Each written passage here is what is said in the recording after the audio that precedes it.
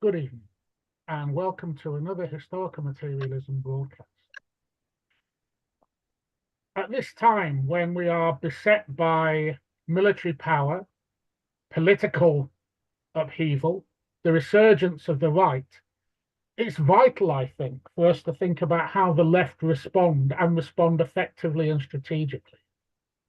Now, Peter Thomas has written a book called Radical Politics on the Causes of Contemporary Emancipation, where he lays out in a very, very strong and cogent order the sorts of issues we need to face in doing that. This broadcast tonight will invite Peter to talk a little about that book, and then we'll have discussion from Panagiotis Sotiris and Demet Dinler.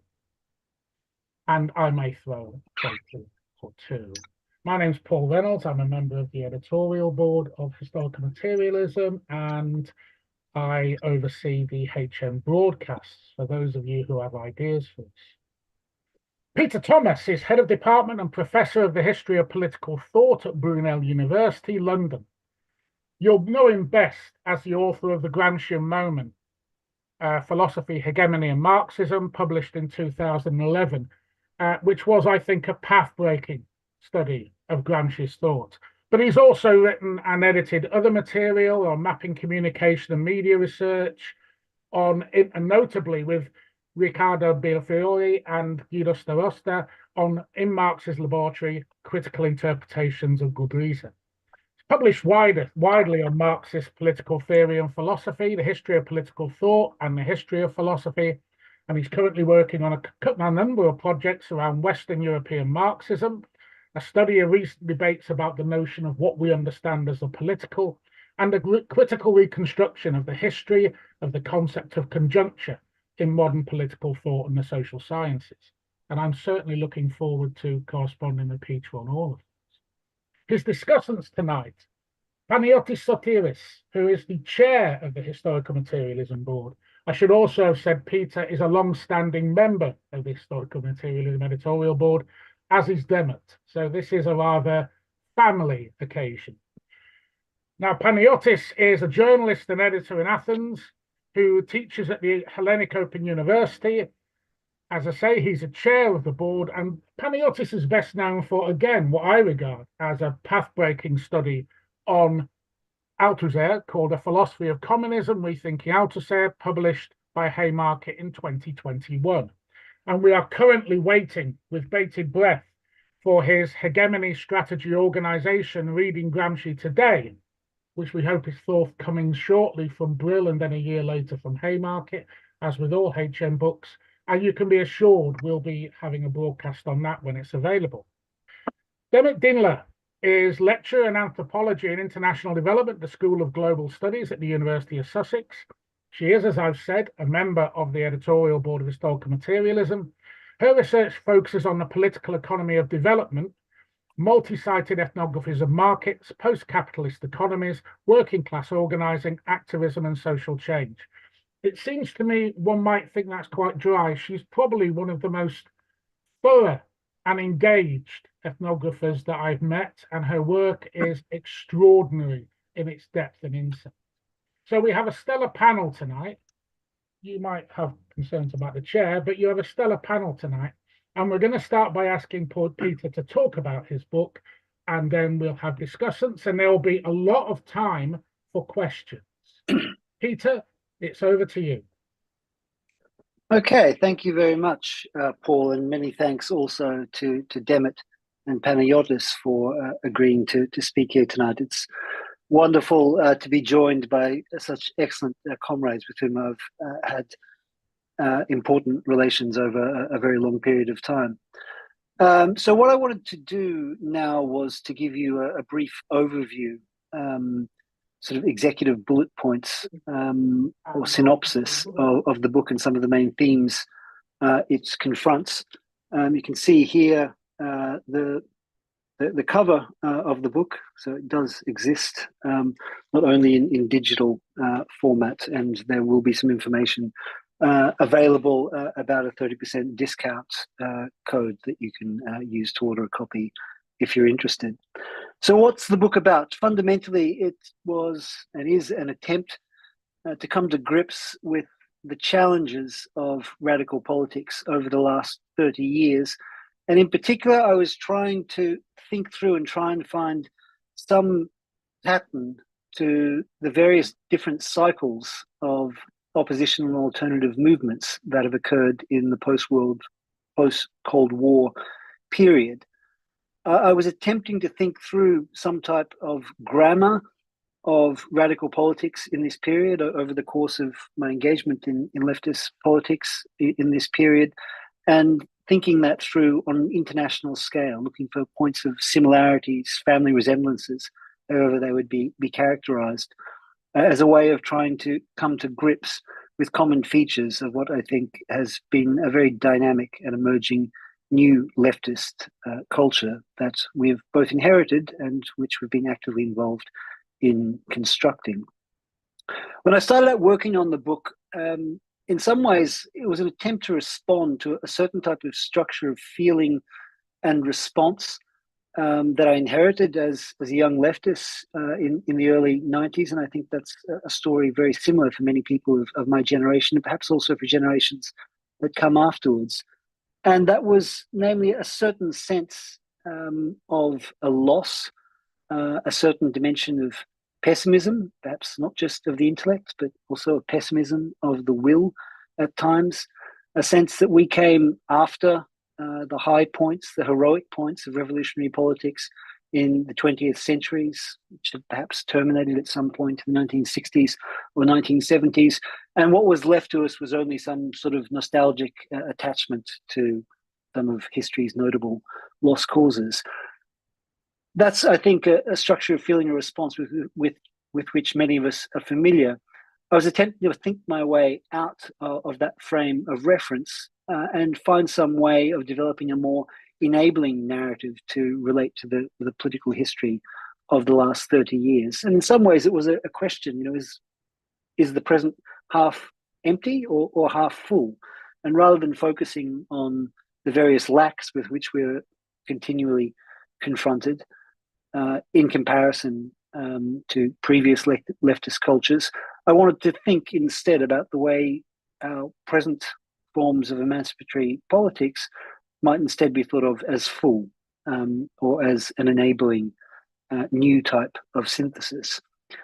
What I came to thinking about as I looked over a wide range of movements around the globe, from the Zapatistas movement in the early 90s, which personally was very significant for myself, across the alternative globalization movement, across anti-war movements, anti-austerity movements around the globe, student movements of different types, I started to think through the possibility that all of these different cycles of struggle, seemingly quite disparate and occurring in many different areas, and sometimes without immediate connections, could be thought of in the unity of their diversity as a significant learning experience in the emergence of a new leftist political culture. And I came to think of ways of characterizing particularly the movements of the last 10 to 15 years as significantly distinctive political movements, or what I came to call in the book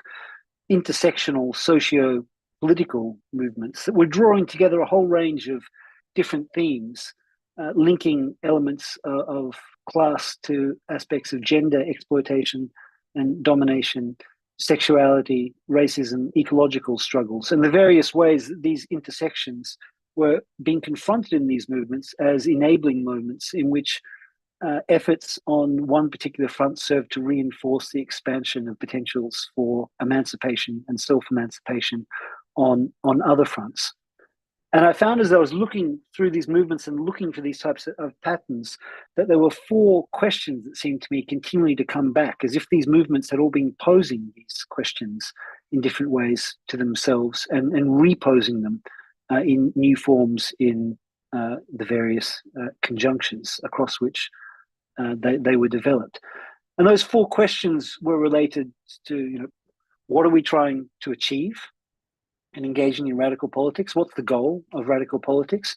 What is radical politics? What's the nature of radical politics? What makes it radical as distinct from various other forms of mainstream or official politics?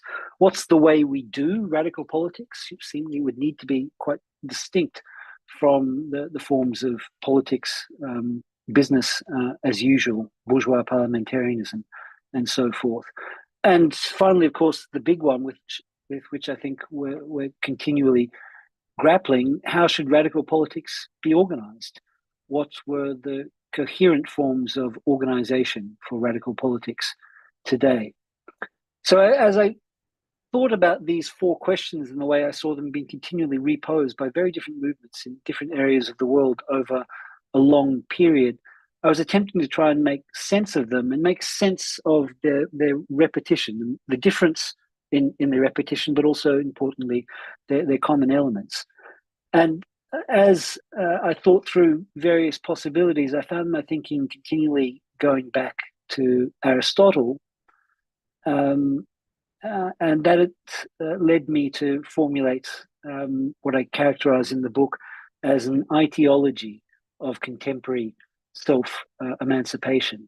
So the reference here is to Aristotle's famous discussion of various causes, I think is the most common English translation, or four causes that can be used to consider any particular phenomenon: final cause, material cause, efficient cause, and formal cause. I got very interested in thinking through what Aristotle was doing with those notions, because the word in Greek that is often translated into English as causes, ITI, carries perhaps certain resonances that our modern conceptions of causation, often linked to notions of intentionality, to exteriorization of subjective will, posed in much more expansive terms.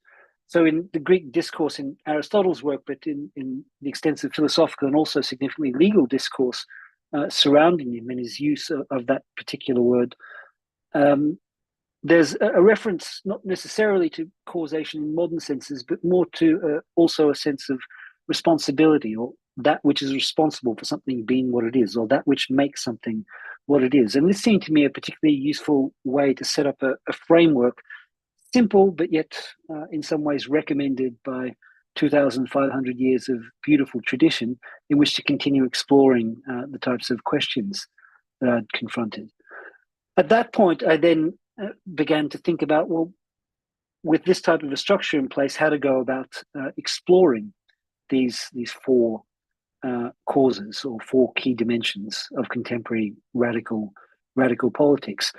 And here I found myself turning to Gramsci. What were the reasons for this? Obviously, on the one hand, much of my previous work has been engaged with Gramsci's almost universal encyclopedia of insights in the prison notebooks. It's something that constantly astonishes me. The prison notebooks seemingly are a never-ending work, and it's perhaps that which defines them in a classical sense as a classical work. You can return to the prison notebooks so many times, but continually find something new and discover all sorts of new dimensions. So there was certainly that dimension there of continuing to explore what I think is one of the most amazing documents of revolutionary politics in the 20th century. But more specifically in this book, what attracted me was thinking through Gramsci's key notion of translatability in relation to many of these issues. And this was a translatability that, in a sense, was mutual or two-way. And there are important resonances here between Gramsci's conceptions of translatability and different, but in some ways, I think, fine notions developed by Walter Benjamin. So the book is an attempt, not as it were simply to translate Gramsci from the 1920s and 30s into the 2020s, but more significantly, it's also an attempt to translate Gramsci himself by viewing his thought and reading his work through the lenses of the types of questions that contemporary emancipatory movements have been posing themselves.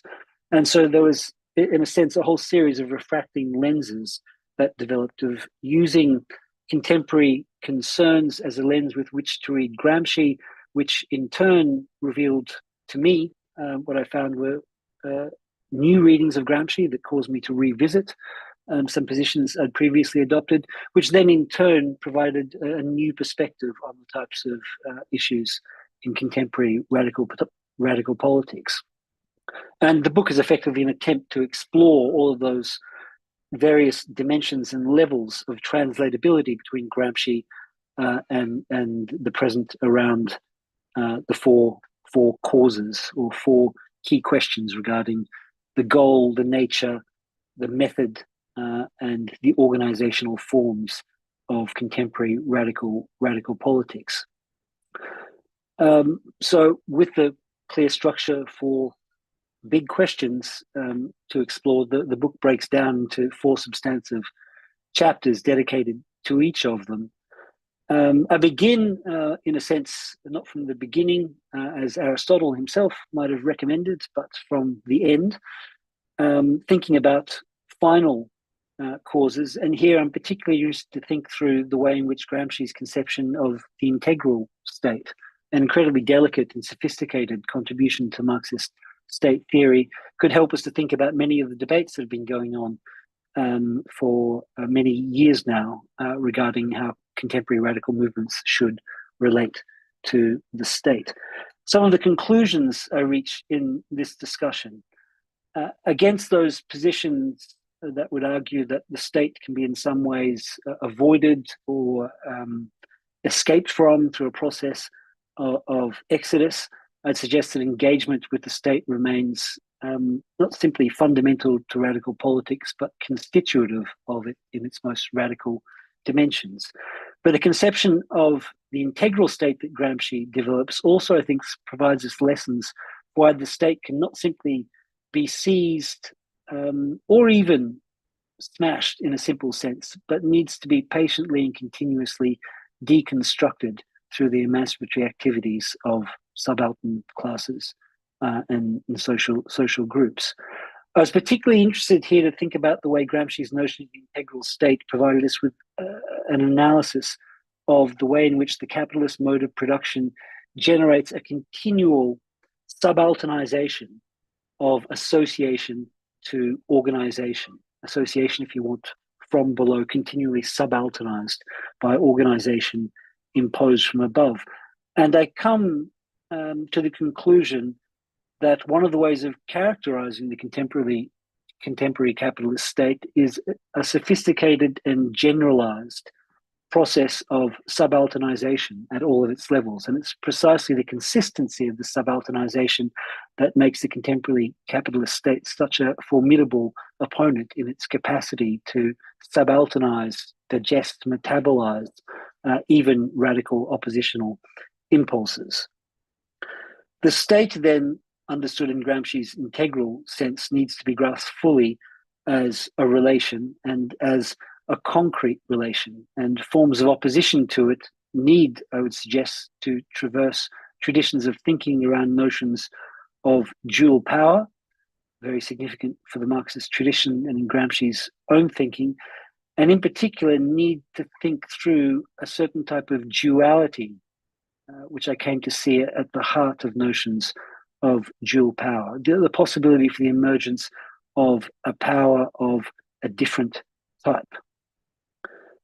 At that point, then, to move to the next chapter regarding the material cause of politics, the nature of radical politics, the question was posed, well, if we come to a position of exploring the possibility of a power of a completely different type from that of the established bourgeois capitalist integral state, have we then entered into discussions around notions of pure politics, as if there is a pure, uncontaminated politics devoid of any compromises with the current system, whether that occurs in a nebulous field of the social, the ethical, the aesthetic, and so forth. And following here Gramsci's insight, it seemed to me instead that we must necessarily, in a contradictory way, affirm politics as it exists in the very same act of seeking to deconstruct it. And it's precisely, in fact, politics as usual, even in its most radical form, that constitutes one of our main obstacles. The continual possibility of organization being imposed upon the self-emancipatory potentials and impulses of association. And the question then becomes, is it possible to intervene in the existing political field structured as a subalternizing relation as it is, in a way that would effectively desubalternize politics, or a way that would deconstruct existing practices of politics and open the way to the reinforcement of qualitatively new self-emancipatory political practices. These insights then led me on to consider in the third chapter the notion of an efficient cause, or in particular trying to think through, well, what would be the particular method of doing a genuinely radical politics, of doing politics in a different way from the business as usual of bourgeois politics. And here, of course, I turn to one of Gramsci's central concepts of hegemony. And I argue that hegemony needs to be comprehended by our present as fundamentally a process of leadership, but also as one that involves a certain tarrying with the negative, a fragility and a risk. Now, I was quite interested here to explore the way in which different traditions have understood hegemony. We're all aware of the sort of hegemony 101 guide that will present it as perhaps a particular form of power, or will present it as a particular type of system, perhaps comparable in some respects to the notion of sovereignty, perhaps in some ways a type of sovereignty light. And I wanted to explore these traditions, and while acknowledging the great strengths of which we're all aware of those traditions that have elaborated hegemony in these directions, to instead focus attention much more practically on what Gramsci was concretely attempting to do in his political practice before prison, and analytically itself a significant political practice in his prison writings. Hegemony, that is, not so much as a theory or a system or a narrative, but instead hegemony as a way of doing politics. And this led me to think through the ways in which I think one of the most powerful dimensions of Gramsci's development of the notion of hegemony and the notion of hegemonic politics sets us off in a very different direction from previous readings. And reflecting upon these in relation to contemporary radical movements, I think was decisive for trying to highlight what I would see as four constitutive dimensions of hegemony as a distinctive method of political work. That's firstly a relationship of leadership, of understanding leadership not as power of domination, but as a pedagogical process, and one that involves forms of risk. It involves thinking of hegemony as aiming at the foundation of a new order.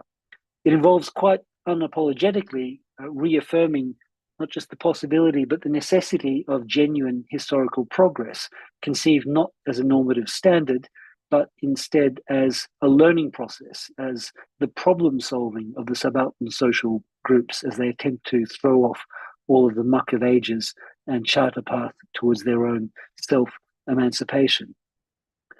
And finally, the fourth dimension of thinking through hegemony as never a fixed state, but as an ongoing process of creative experimentation, or what I discuss in terms of a laboratory of conflicting tendencies and of emancipatory potentials. From that point, I was then led to think, as it were, the big question where everything converges in some way regarding the formal cause of contemporary radical politics. Of course, the big question of what type of organization, what organizational forms and practices would be adequate for maintaining radical political movements. And I look over in this chapter a range of different approaches that have been dominant in radical political thought for some time, and also some classic positions.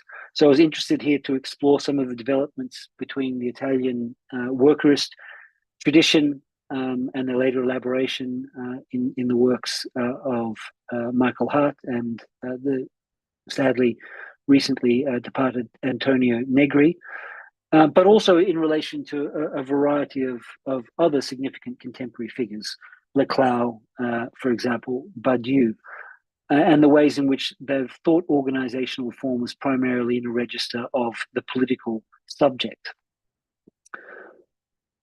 I then move to thinking about what Gramsci can bring to this conversation, if his concepts might be able to be translated by some of the organizational practices we've seen in radical politics over the last 30 years in ways that would enable other types of perspectives.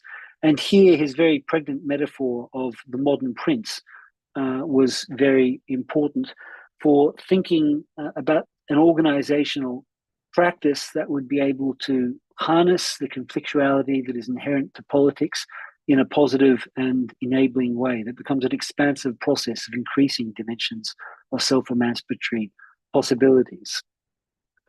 I was particularly here interested in thinking about how the modern prince, which is a fascinating figure that emerges at a very particular point in Gramsci's work, could be thought of in relation to contemporary movements as it were, a potential model or exemplar for us to consider forms of desubalternization as self-emancipation in the concrete practice of contemporary radical political movements. And that involves, I think, discovering that in some ways, and this I think is ultimately, if we want to boil Gramsci's thought down to an ultimate conclusion, his great insight that ultimately association, the forms of self-organization of subaltern social groups, is only ever really led by their own capacities for self-organization, or what is effectively the same thing, self-emancipation, despite the various setbacks and developments that, as it were, constitutes a definitive tendency for the way Gramsci conceives of those tendencies inbuilt in the processes of desubalternization as a cure for the ills of modernity, understood as generalized subalternization.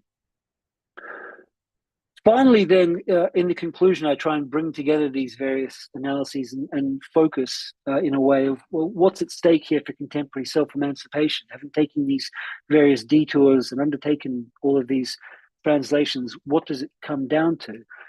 And I think fundamentally, as a structure of feeling or as a mode of response, a focus on these four causes of contemporary radical politics gives us another type of cause, a cause not so much for optimism, if we want, but for realism, one related to the facts as we've confronted them in the extensive learning processes that have been occurring across the cycles of different subaltern struggles over the last 30 years. We have lived through, we're still living through what I think we can look upon from a particular visual angle or perspectival shift, a notion from Labriola that I also explore in the book, as a significant period of experimentation, of learning, of the emergence of new grammars and practices of radical politics, and significantly what I think are new generational structures of feeling and response. And that gives me, as I said, you can call it optimism, but I'd prefer to label it as a type of realism regarding the potentials for radical movements in their various guises and in their capacity to translate between each other and to intersect. A sense that we stand on the verge of the elaboration of a very significant new political culture that in some ways resets the coordinates of possibility and leaves us well prepared for the battles and struggles that lie ahead.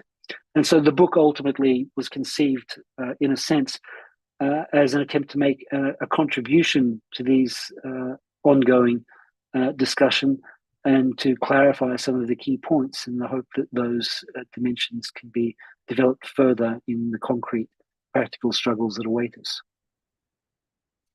Okay, thank you. Thanks very much, Peter.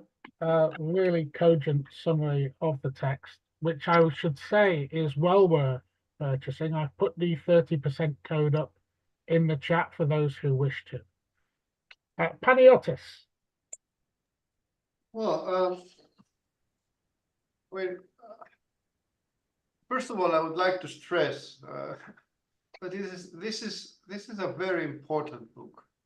I mean, it's a book that it is worth to be discussed and debated to an extent much beyond, traditional academic publishing. It's not the easiest of books. It is dense, although the language is beautiful at some points. But it is one of the most ambitious attempts to think through in a philosophical manner and in a dialogue with Gramsci what are the main questions facing radical politics today.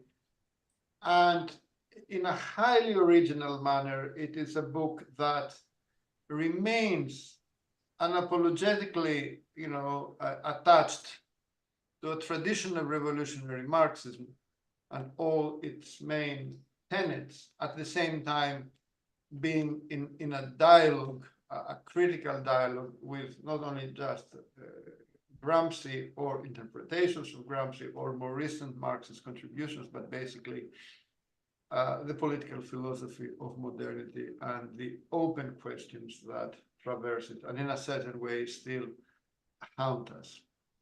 And what's the challenge of this book? The challenge of this book is, again, how to translate Gramsci today. And I'm using translate in, the sense that Gramsci himself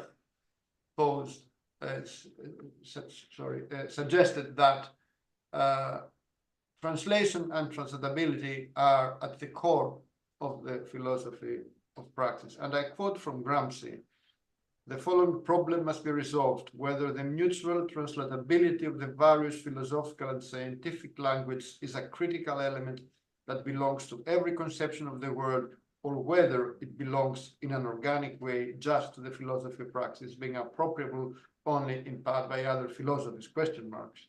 And he continues slightly further: "It seems that one main fact say that only in the philosophy of praxis is a translation organic and thoroughgoing, whilst from other standpoints it is often a simple game of generic schematism."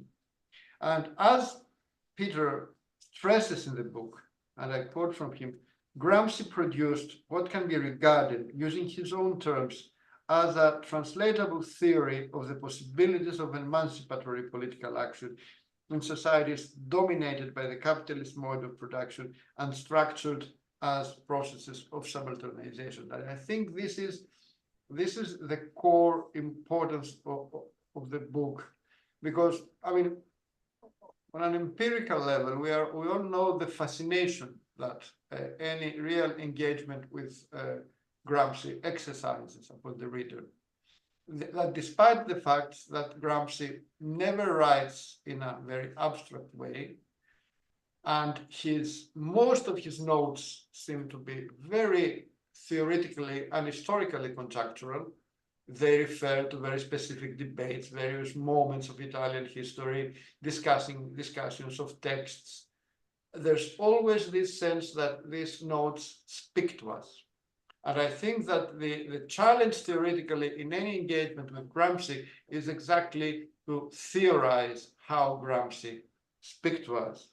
And I think that Thomas offers an answer to this question. And I quote again from Thomas: "The translatability of the political theory of the prison notebooks derives not from its presentation of an ensemble of generic concepts immediately good for all seasons. The translation must be actively attempted based in the first instance on their potential for meaningful reformulation in the vocabularies of the present. The intensity of Gramsci's immersion in the particular concrete conditions of his own time enabled him to outline a singular critical perspective on political modernity as processes of subalternization and their contestation. Part of the reason that so many different political and national conjunctures over the last 70 years have repeatedly thought of finding Gramsci a guide to action, maybe because such subalternization remains the destiny against which emancipatory politics constitutively and necessarily struggle. And I think this is really a very, very important point in regards to Peter's relationship to Gramsci.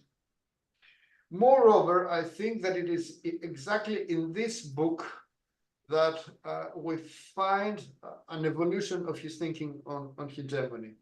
And I think that the more, it's very important how Thomas here advances this core position that the concept of hegemony in Gramsci does not, in fact, have a fixed content. There's no fixed definition of hegemony. In this sense, and this was already evident in the Gramscian moment, hegemony does not represent consent as opposed to coercion or guidance, rather repression, nor is it a mode of politics first tried and applied by the bourgeoisie, and now it is time for the working class to come to apply it. And it's true that even though in the beginning, the first notion on hegemony, Gramsci seems to believe that he had found an active example of hegemony in the Jacobin phase of the bourgeoisie, a position that also echoed Marxist proto-formulations of hegemony in the 1844 introduction to the critique of Hegel's philosophy of law. Gramsci's research in the Quaderni manifests an increased awareness of how, in fact, bourgeoisies, actual historical bourgeoisies, did not follow that road, and thus the subsequent emergence of the research and problematic of the passive revolution, where the emphasis is not so much on the Jacobin mobilization of the subaltern classes, but rather on their disaggregation, which led Gramsci to successive elaborations on the concept of passive revolution as failed hegemony, something that Thomas stresses also in this book. And I think one of the most original insights of this book is that when Thomas suggests that there can only be a potential subaltern hegemony, that hegemony can only be, in the end, as a subaltern hegemony, as a hegemony of the subaltern. And it is also interesting how Thomas also offers a highly original, let's say, epistemology of the very notion of hegemony in Gramsci, which from a tentative descriptive notion or even a transhistorical notion, in the end ends up as what he describes as a thought experiment. And I think this is both at the same time a very actual description of what hegemony is in the Quaderni, that when Gramsci discusses hegemony, there's a constant experimentation with various significations, but also various tensions running through them. But also it, at the same time, on the prescriptive side, it points towards how any political practice towards hegemony can only be experimental, and I will come back to this later because this is also an important aspect of Peter's book. And I quote again from the book. Gramsci was not applying a fixed definition of hegemony, but experimenting with a range of meanings condensed in their words as hypotheses in order to clarify the political stakes of the specific arguments or controversies with which he was engaging at any particular moment. To understand the use of hegemony in the prison notebooks as such a thought experiment enables a shift in perspective in terms of the ways in which Gramsci's thought had often been inherited in contemporary debates.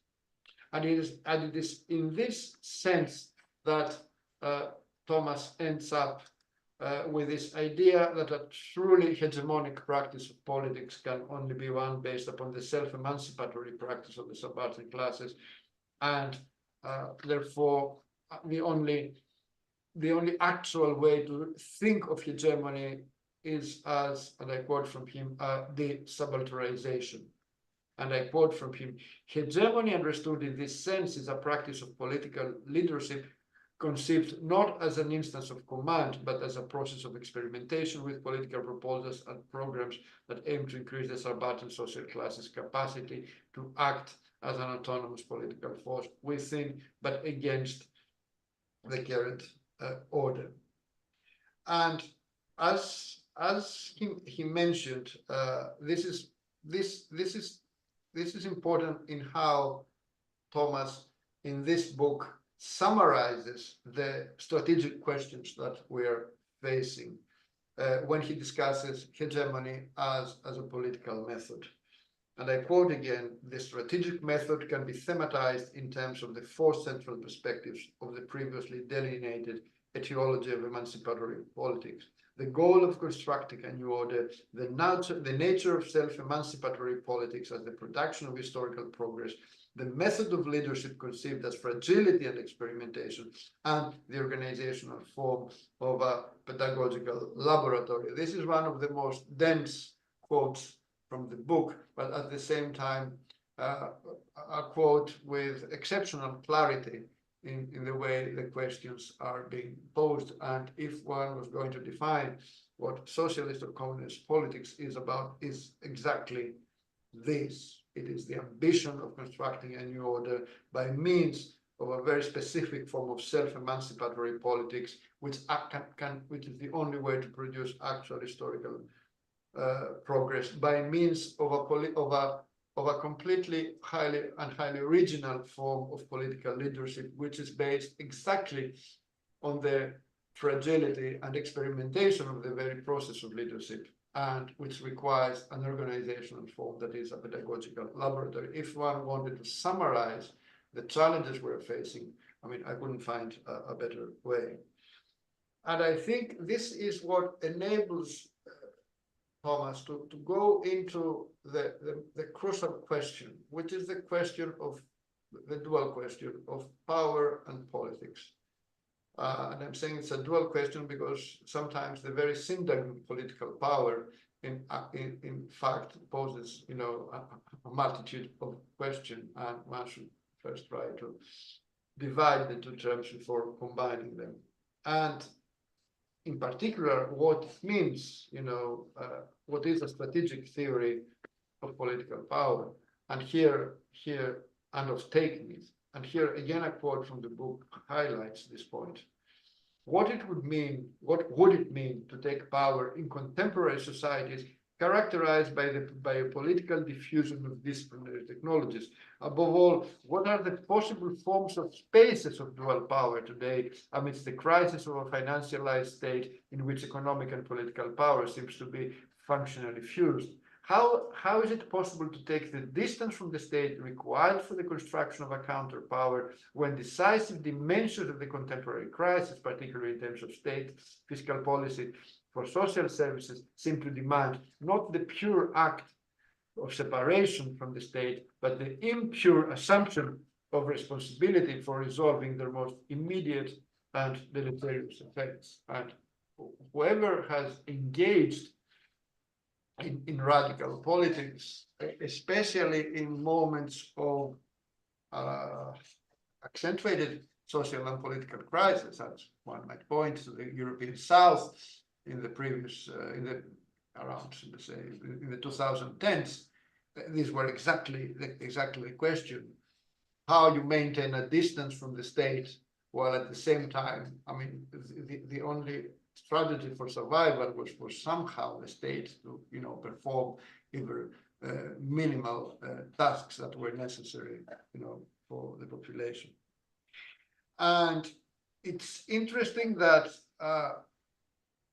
which is also, I mean, this has been a constant dialogue for the past for some years now, that the thinker with whom Peter Thomas chooses to debate is Nikos Poulantzas. And I think it's very important because Poulantzas interventions in the second, especially in the second half of the 1970s, were the most advanced moment of discussing these questions, despite their many shortcomings, and indeed the critique of Boulangers offered by Thomas is really important. It's one of the most, it's a very immanent critique, which has nothing to do with traditional polemics about Boulangers' reformism, despite, of course, being also critical of the political, conclusions of Boulangers. And I think it's important how Thomas points towards a missed encounter between Boulangers and Gramsci, and in particular the notion of the integral state. But I think it's important that this critique of Boulangers, and also of Boulangers' let's say rejection of a dual power theory, the way he attributes both war and position and war of movement to a Leninist tradition of politics, etc., is very helpful for Peter Thomas to articulate his own reading of Gramsci. So it's a kind of a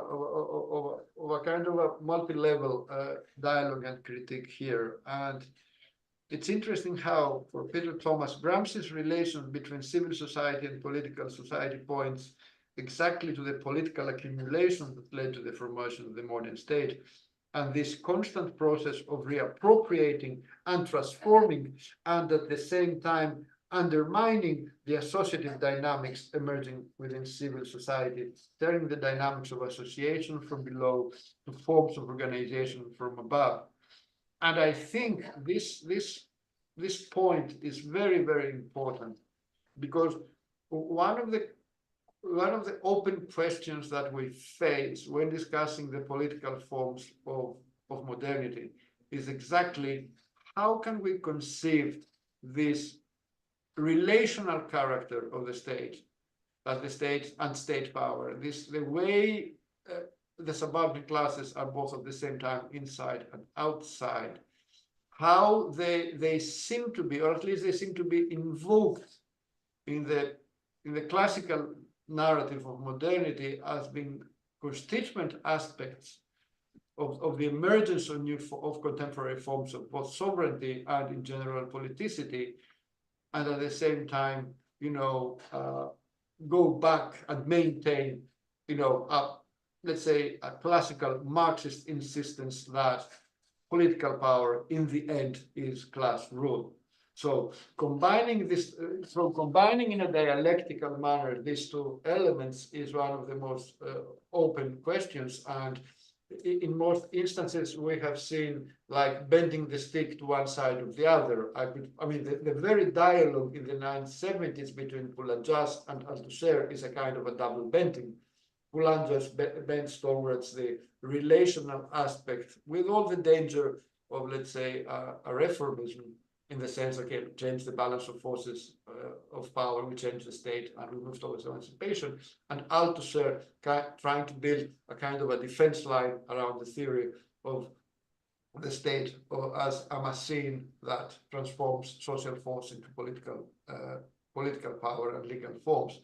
But I think that Peter Thomas, by means of this return to the dialectic between civil society and political society, is a kind of an answer to this question, the way it both acknowledges the dynamics coming from the subaltern classes in modernity, this associative dynamics, but at the same time pointing in what exactly and what contradictory manner these are transformed in the end into hegemonic projects, or more constantly into passive revolution, disaggregation projects, and the forms of class power that we are facing.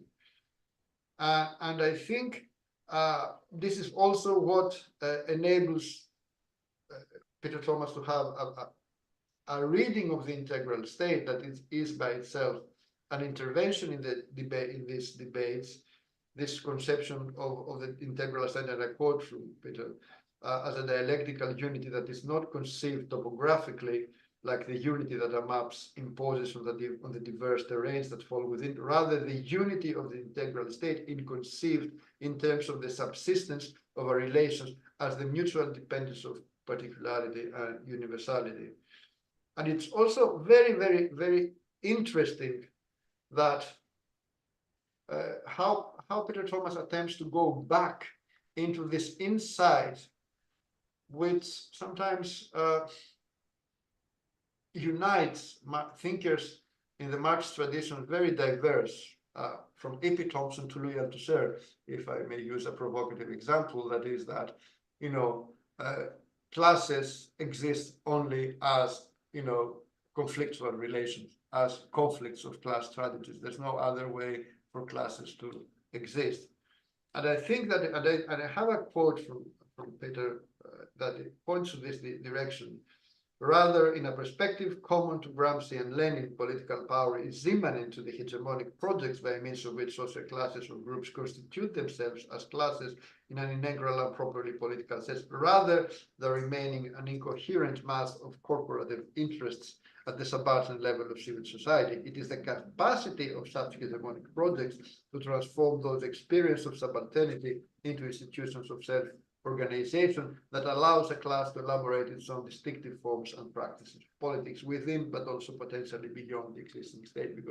And I think it is here that we have both a very relational conception, a very, one might say, activist conception of how class power is transformed potentially into political power, but also it points to the specificity of the hegemonic and political moment as a stake, as a challenge in these practices, which also avoids the dangers that we see in various contemporary social ontologies, that by looking into, let's say, the potential of the multitude, either positive or negative, try to transform it directly into, you know, a relation of forces, missing the crucial aspect that is that you need also a hegemonic project, or to use Spinoza's phrases, you also need a strategy for a very particular imperium that translates a particular form of the potential of the multitude.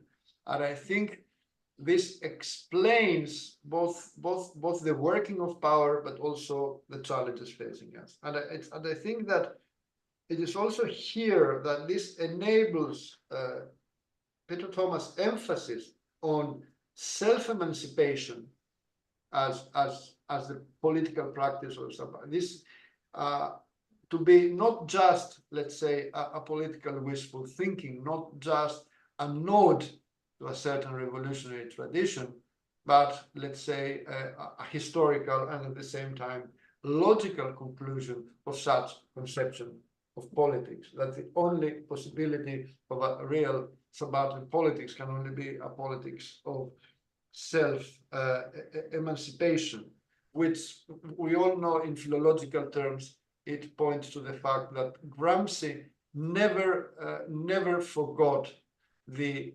experience of the Council Centurion in the Red Years in Turin. He never forgot them. This idea of the possibility of a proletarian self-government remained a constant point of reference, which is also very important if we're going to avoid two dangers that reoccur in contemporary debates, and this is basically my final point, which is one, I mean, which they are in a certain way intertwined. One is, and I think it's a very, very good way to describe it, what Peter calls the Platonic mode of thinking politics. This idea that somehow we can think an authentic politics of the subaltern. But usually we tend to do it in a certain, let's say, distance from the subaltern themselves, which is, one might say, slightly problematic. Which you can see it, for example, in Badiou, where despite, for example, all the references to movements from below, and his actual commitment and militancy on the side of such movements when the moment of politics, the politics is a question of truth, and this is pure Platonism. But you can also see it as an ersatz, one might say, Platonism in left populism. Because left populism, despite all the references to hegemony, and despite the actual reading of hegemony, I mean, the actual engagement, or especially Ernesto Laclau with Gramsci, in the end ends up like a top-down political project.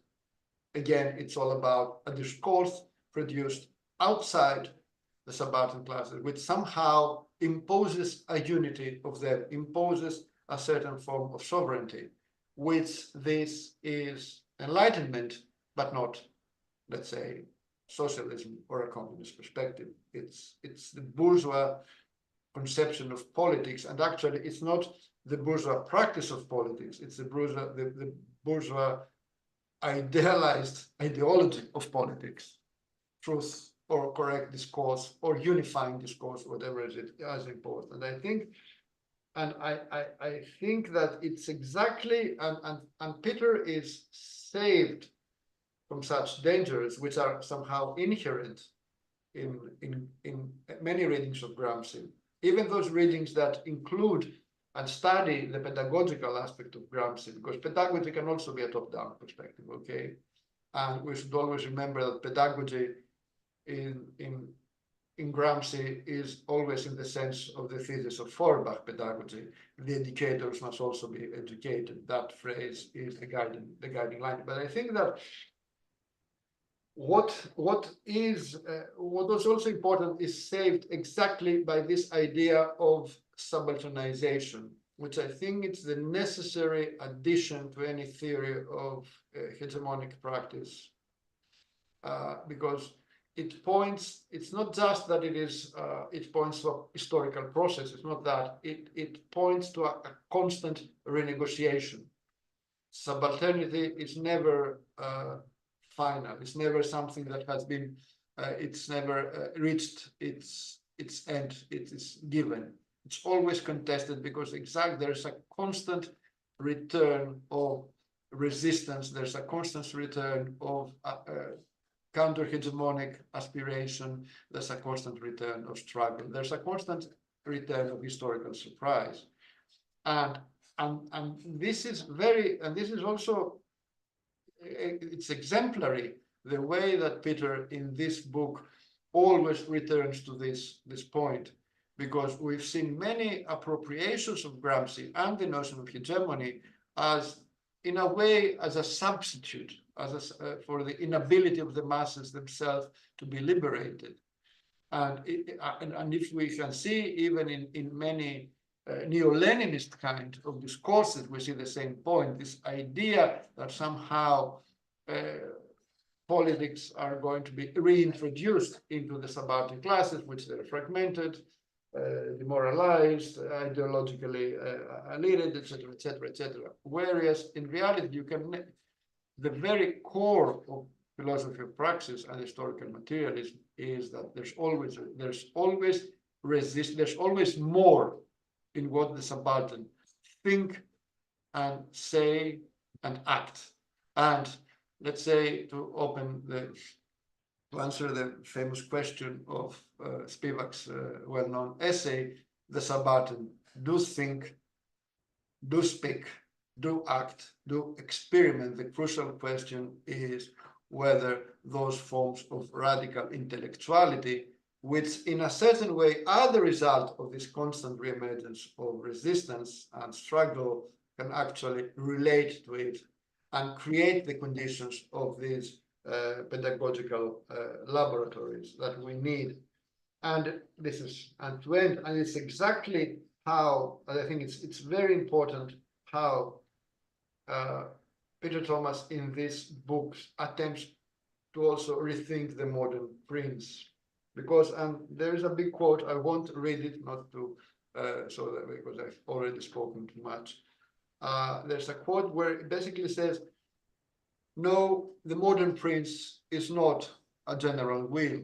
in the sense of Rousseau, is not popular sovereignty or some project to create this kind of situation. In contrast, as it's that now I quote, is a merging of political knowledge and power, of organization and association, a merging that deconstructs their distinction. In this process, the subalterns are empowered with a knowledge not of the prince, but of themselves, above all, of the capacity of their own associational forms and practices for self-organization, self-governance, and self-emancipation.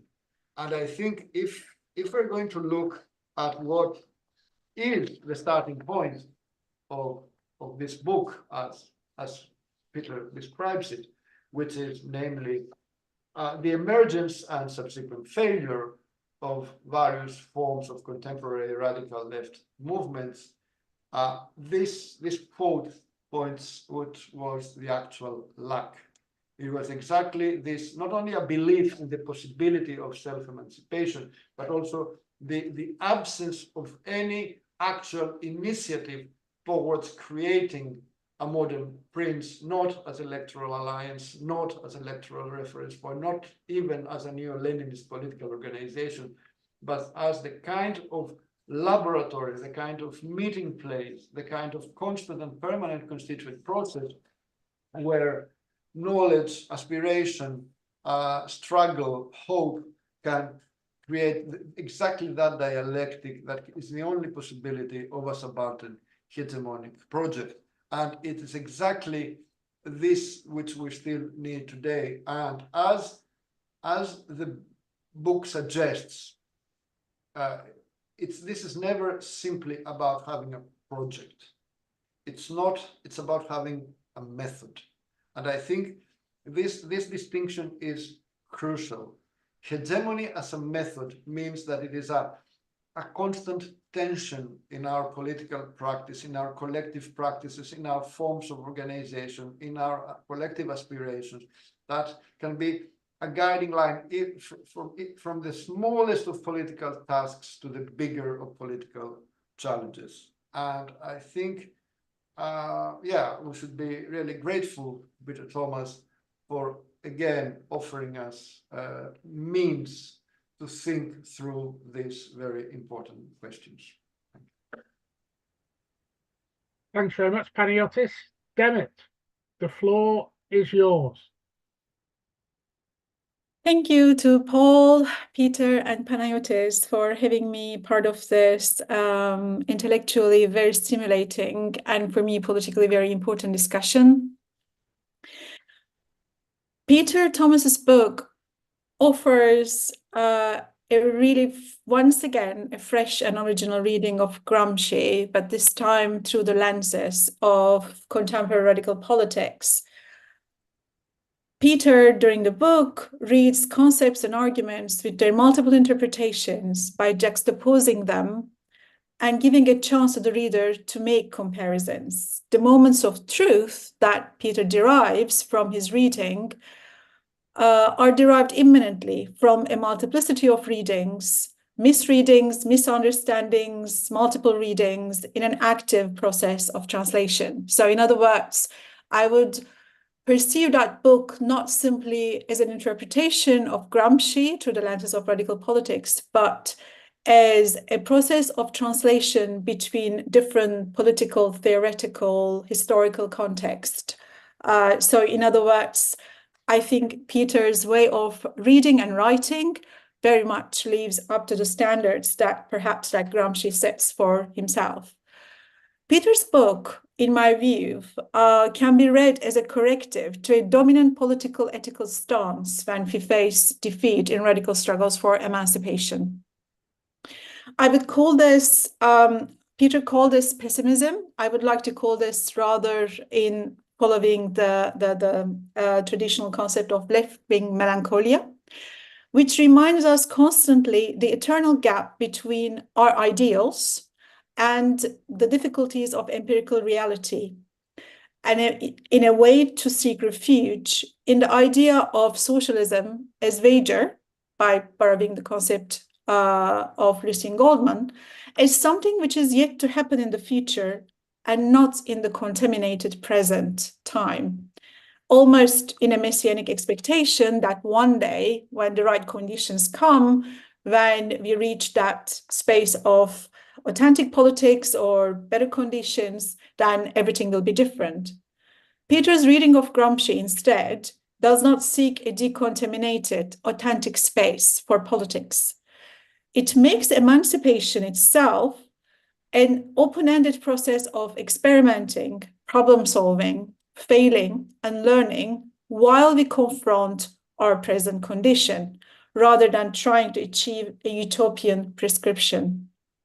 It invites us to explore many contemporary uprisings and political movements, not with reference to what they should have achieved, something that some radical thinkers tend to do, like how, for example, from my own context, Gezi protests in Turkey were unable to do this or that, but with reference to what they actually achieved without imposing some external pre-given standards.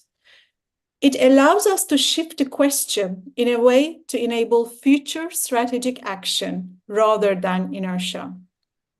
Instead of asking why this particular protest or movement did not offer an alternative or why it was co-opted by some dominant bourgeois relations, we are invited to be curious about what kind of raw materials, a concept which Peter uses a lot when he talks about Gramsci and which I myself find very, very useful.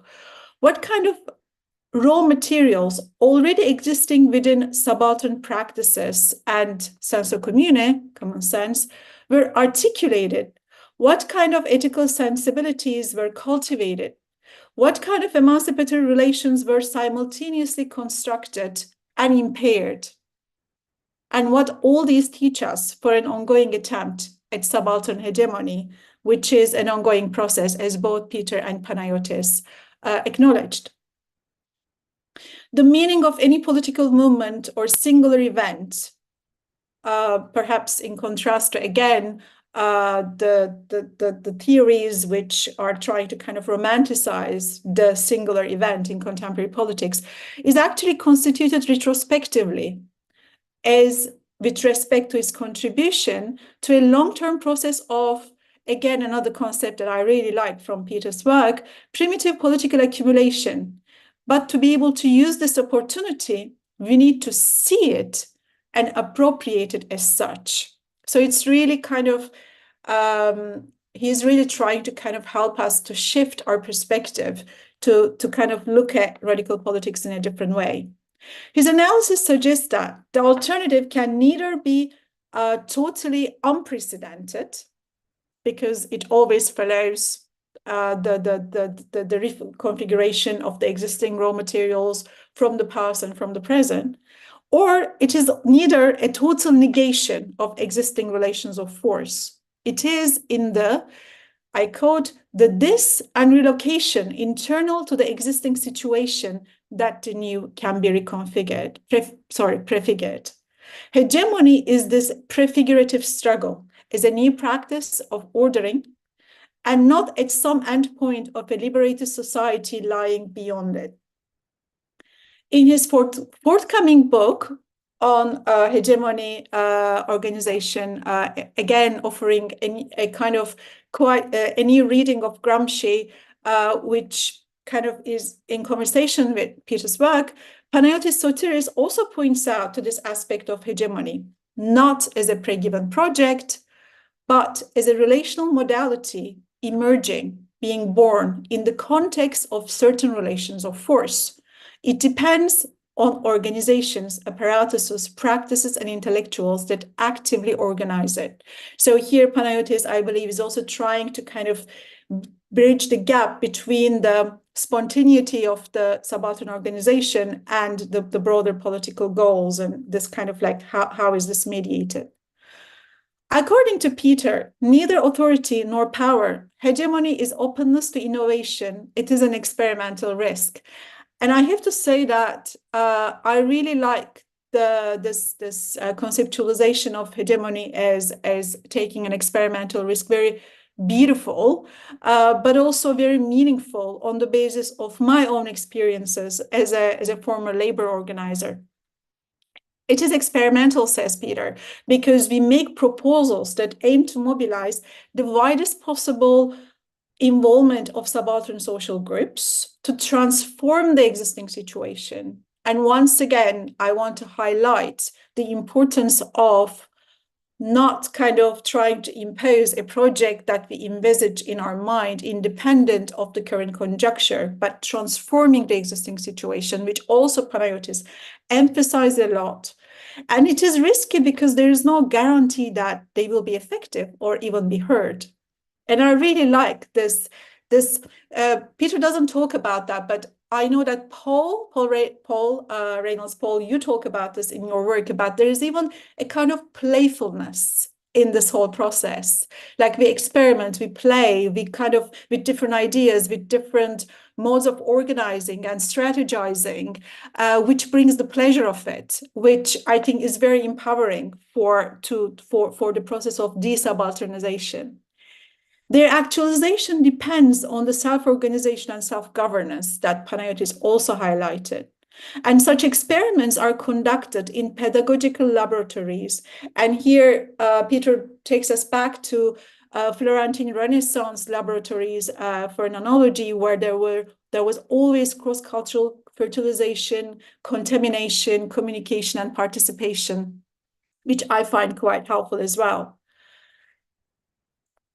In the former organizing experience I have been involved, I retrospectively kind of thinking, I would like to say that these types of laboratories were very important, although rarely taken seriously as a space of theoretical inquiry. So we tend to capture working class and subaltern groups ourselves as well, at the moment of either being subjugated to capital or reproducing bourgeois relations of power, or resisting and protesting in the streets or in workplaces, in the actual moment of resisting. But we don't try to kind of like understand at the moments of thinking, discussing, trying alternative forms too much.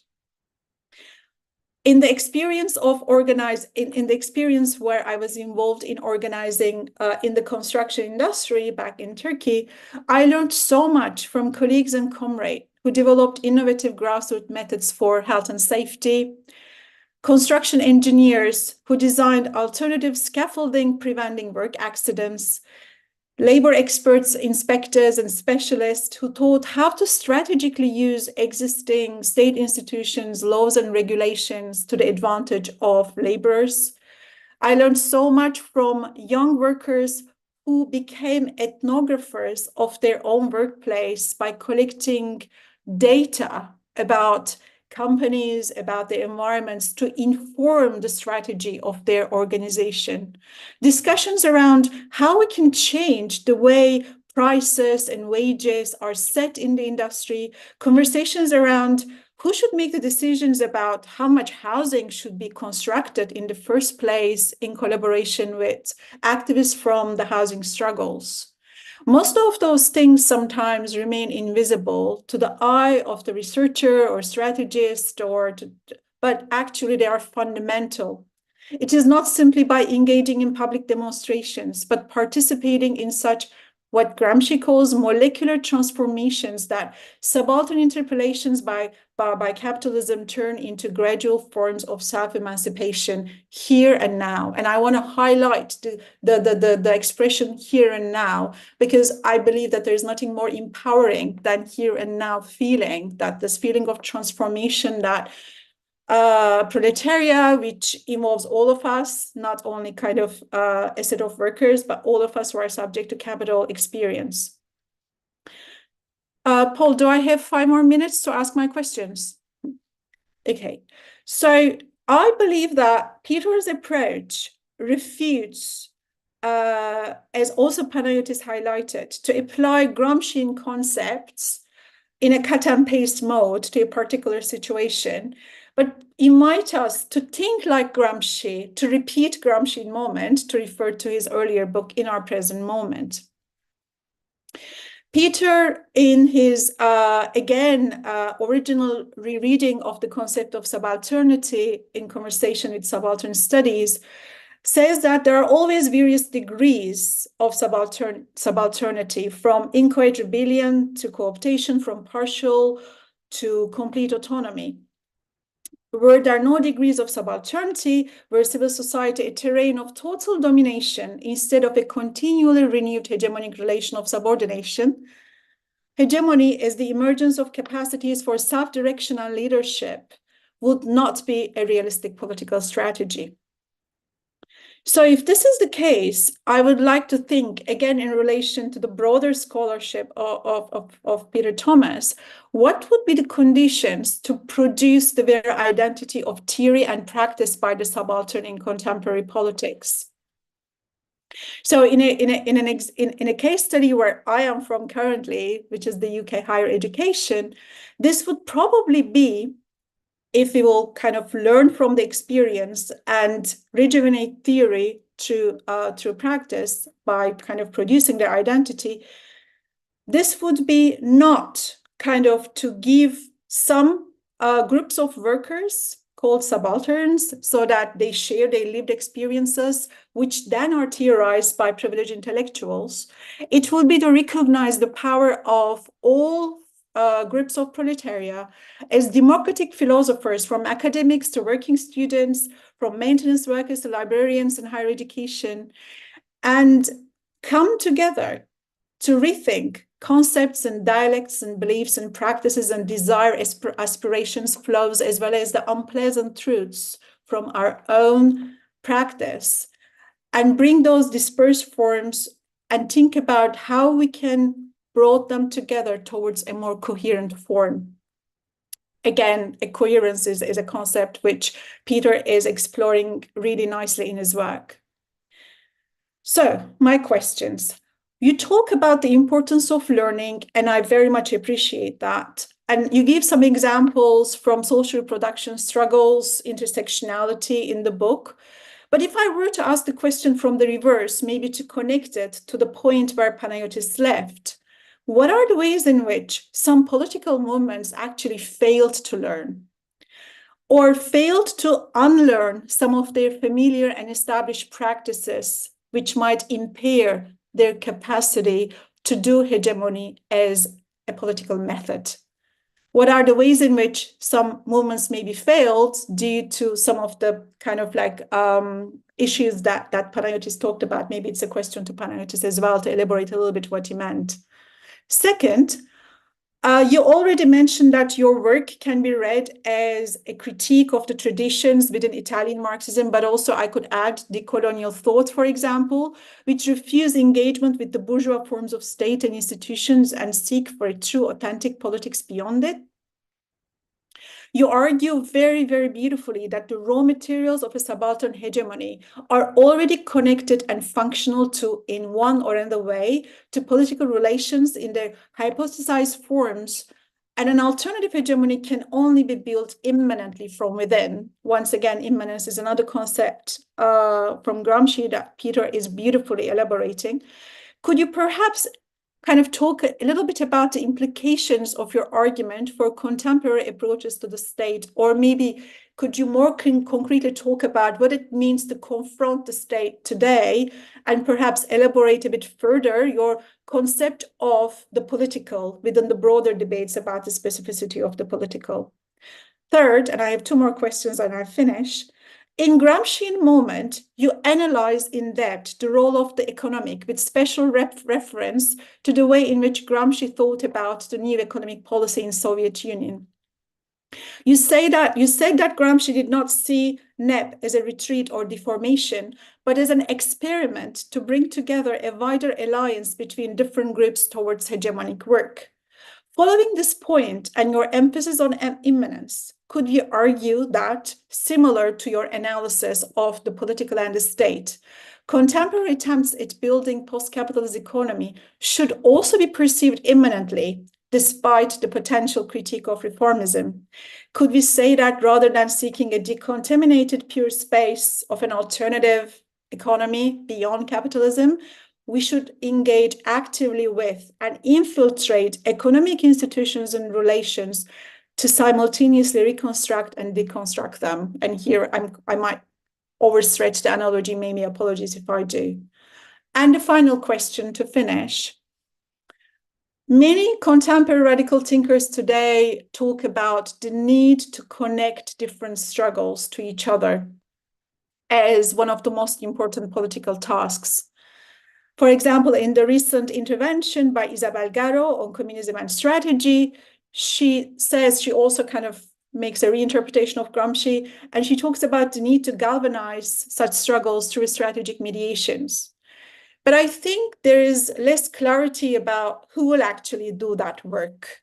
What I understand from your book is that that type of political work is not coming from an external agency, political central agency from above, but it is something which can only emerge organically, starting from the mundane and maybe even boring collaborations between different subaltern actors who might have very different sensibilities and grammars, but who might kind of find ways to kind of maybe translate the sensibilities and concerns and interests of a context of a situation to another. So the question which is interesting for me is who would be eligible to do this work of translation in this process of connecting those struggles?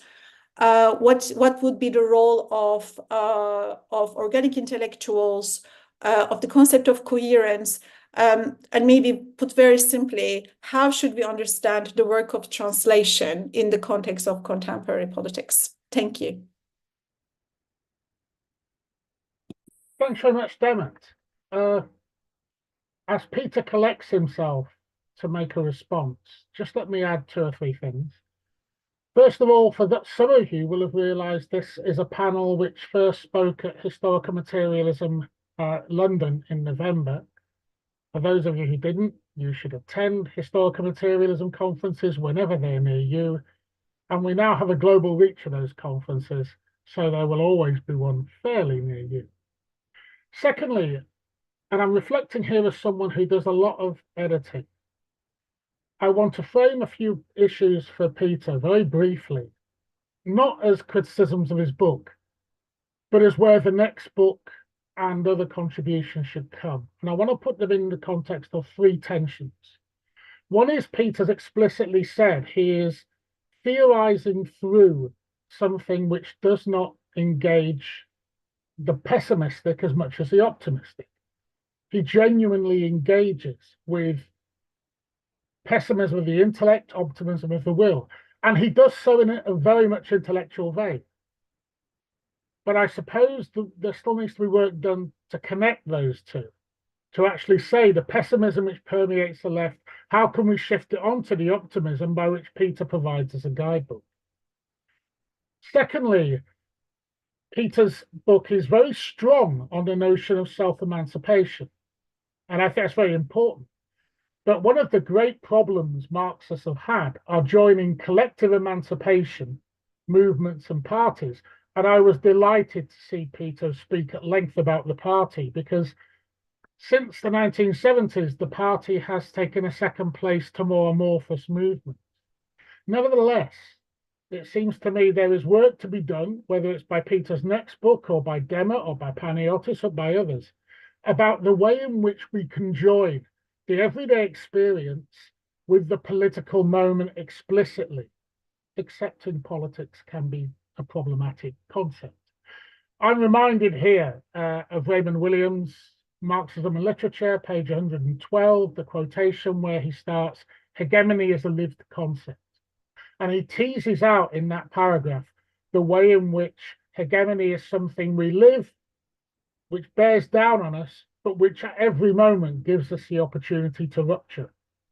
And that relationship between the self, the individual, the everyday, and the collective, the political, is one we still need to work on. And finally, I think Peter does some excellent work in sketching out this notion of being against and beyond the state as a theatre of politics, what the political actually is, what hegemony is as method, as Panagiotis says, rather than simply political concept, and that essential notion of organization. But there are still some heavy strategic points. And for me, one of the heavy strategic points relates around the tendency in the last 40 years for politics of identity to supersede a politics of materialism, where Marxists don't see class as an identity as much as a relation. And the politics of identity, while it's important to engage with anti-racist studies, it's important to engage with feminist struggles, it's in order to engage with anti-disabling studies, certainly sexuality, and certainly those current struggles around Ukraine/Russia and Israel-Palestine. There is a sense in which we have to make very important point and very important analyses about the way in which we straddle those different struggles and provide a coherent whole. But they're just a few points which I think are less criticisms of Peter's book, but what agendas arise from it that we should be addressing. But I think I've given Peter enough time now. Can I just say, if you have questions or comments, put them in the YouTube chat box. But in the meantime, Peter, the floor is yours again. Thank you, Paul, and thank you to Panagiotis and Demet for very stimulating and challenging comments. I'll begin taking up an important point that Panagiotis made, because I think he sort of latches on an important dimension here of more broadly how hegemony is being understood. And one of the conclusions of the work I was trying to do around the notion of hegemony was to track out a certain process of development that Gramsci undertakes in his engagement with the word, and to think through a trajectory that emerges from that. And I characterize that as Gramsci thinking through hegemony as a hypothesis with which he's experimenting in different contexts, as a thought experiment. I was referring here, I think explicitly in a footnote, to some ideas put forward by John Rawls. And I think it's quite fascinating to think through Gramsci's continually stretching hegemony. It's a concept with which he's familiar from Italian political thought and very distinguished traditions there in Gioberti's work in the 19th century in particular. But it's really the period when he goes to Russia with the work In the Comintern, where he encounters this incredible culture and encounters this word hegemony being used in all sorts of incredibly strange and wonderful ways. And this is something, the fundamental work around this topic comes from Craig Brandis, of really tracking through and seeing Gramsci's deep debts to these debates. And it becomes a strongly effective point for Gramsci. He's fascinated with the work hegemony has been doing as a performative act in the Russian revolutionary process, even still in the early 1920s. And it's as if he takes that back with him. He takes back all that energy of the experimentation in the Russian revolutionary process back with him in his period in the party leadership prior to imprisonment. And it continues to fascinate him all throughout his years in prison. And he's constantly revisiting it and trying to see again how he can refine that energy and experiment further. I think a lot of translations and receptions and interpretations of Gramsci have focused on a very early moment in the prison notebooks where Gramsci sketches out some ideas and thinks, wow, in this idea of hegemony, can we use this to try and reconstruct what's gone on in the process of modern state formation?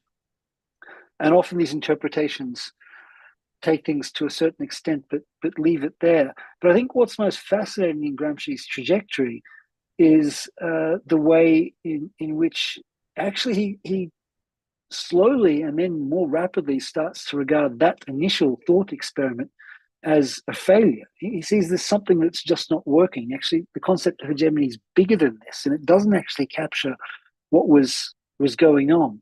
And there will become a point to go into philological details where I think there is a decisive shift, almost gear change, in the way he's discussing hegemony. And he launches off into a whole new terrain of exploring this politics of another type, which I suggest is very closely linked to his insight, the genial metaphor of the modern prince.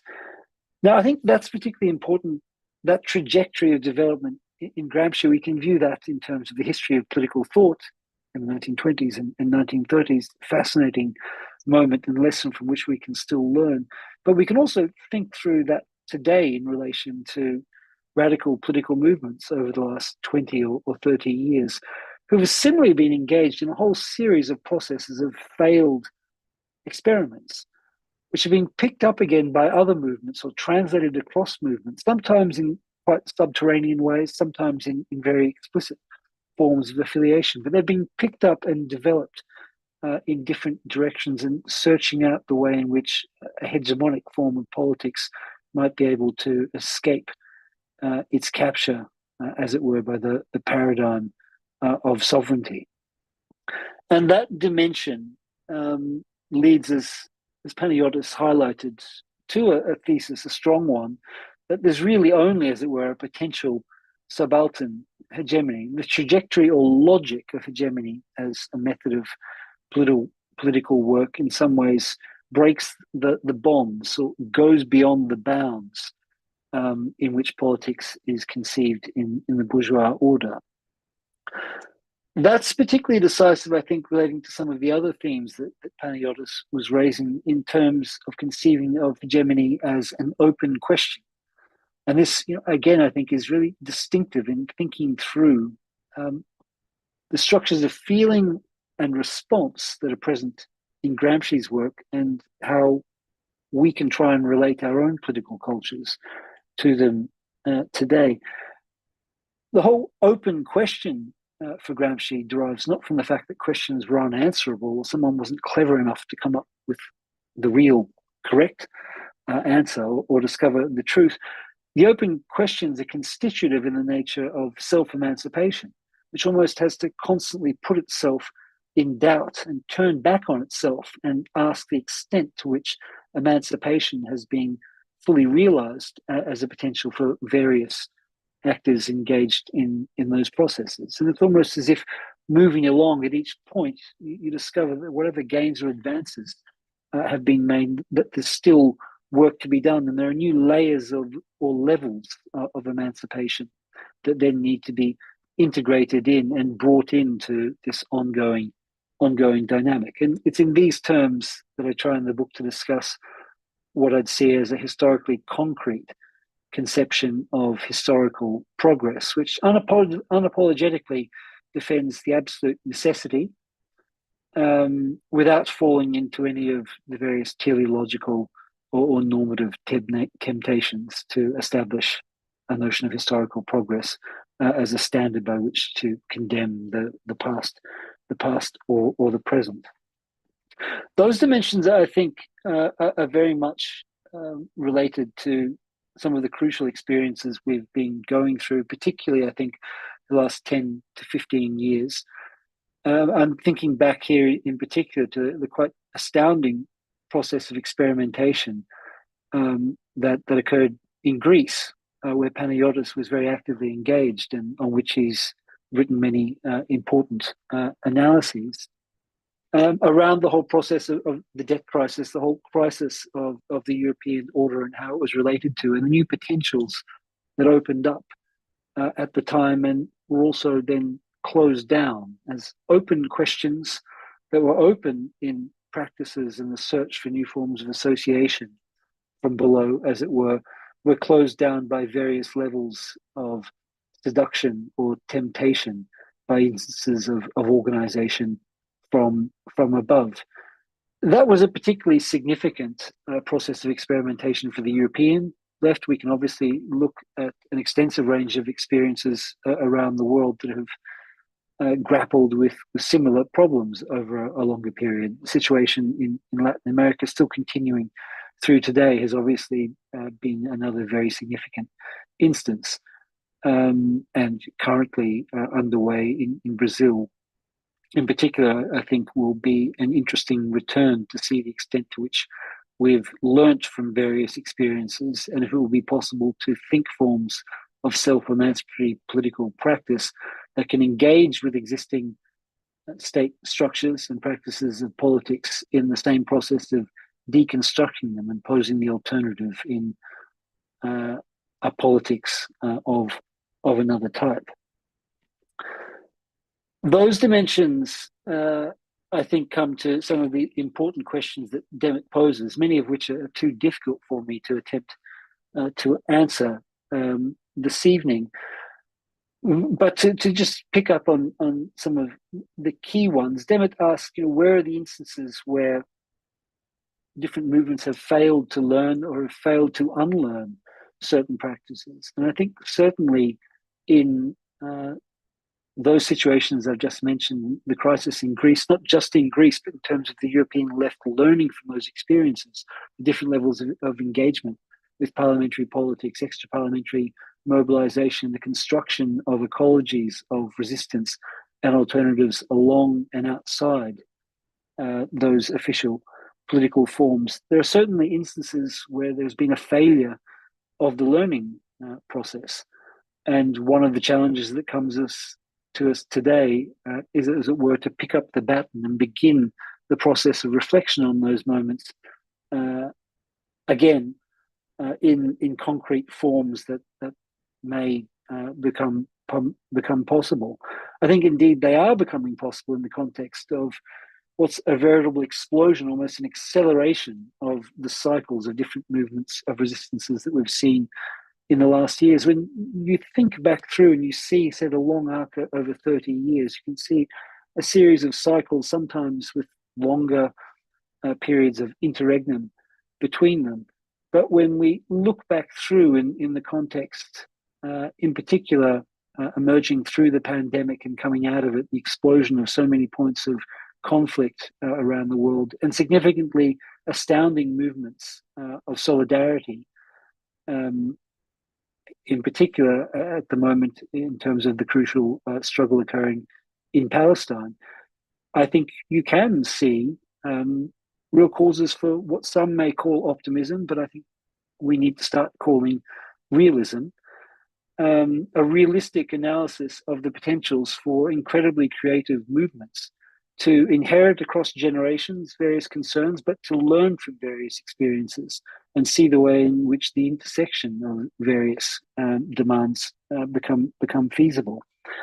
I think in a longer term, if we think of the causes to which these processes are linked and the ways in which leftist cultures have shifted, and there are new potentials, new generational structure of feeling and response that are available to us today, I'd invite a reflection upon the difference between the vibrant political cultures we inhabit today and various struggles in which questions of gender oppression and domination are so central in theoretical terms, but I'm thinking more fundamentally in practical terms and organizational forms.